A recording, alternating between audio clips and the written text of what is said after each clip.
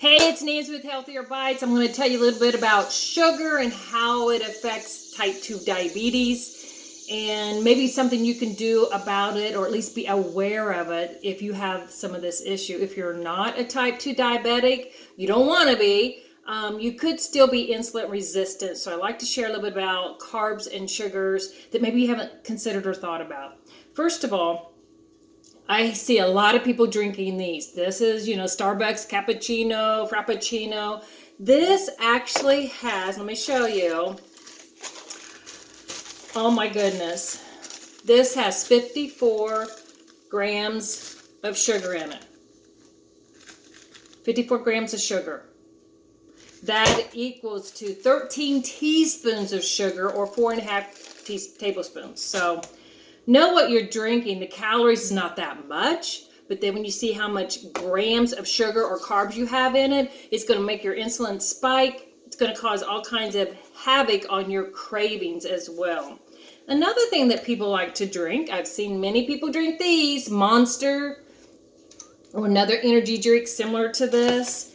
Do you know how many calories are in it? Let me show you. Get this little, I put all these sugars in a baggie for you. 54 grams of sugar in this.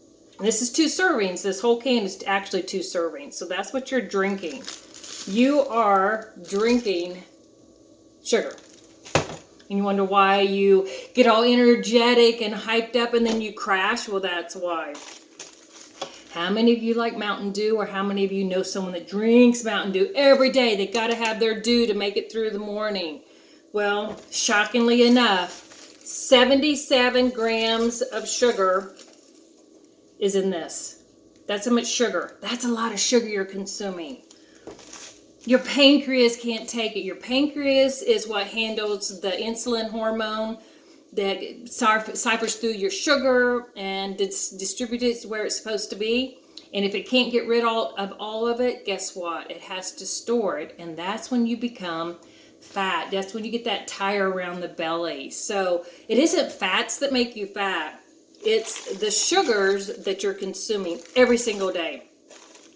Then you say, okay, I want to go to Noodles and Company. Oh my, look at this. All these great choices. Well, I chose this. This is the buttered noodles. Average size, 850 calories in 1 serving. But you know what the pasta does? Pasta turns into sugar. That's why they say stay off starchy food. That serving of the buttered noodles equal to a 1/2 cup of sugar. So you're eating sugar for your lunch or dinner. So think about that. It's really confusing on this one. I looked up the nutritional value and it said 47% carbs. What does 47% carbs mean? I said, I want nutritional value, not percent.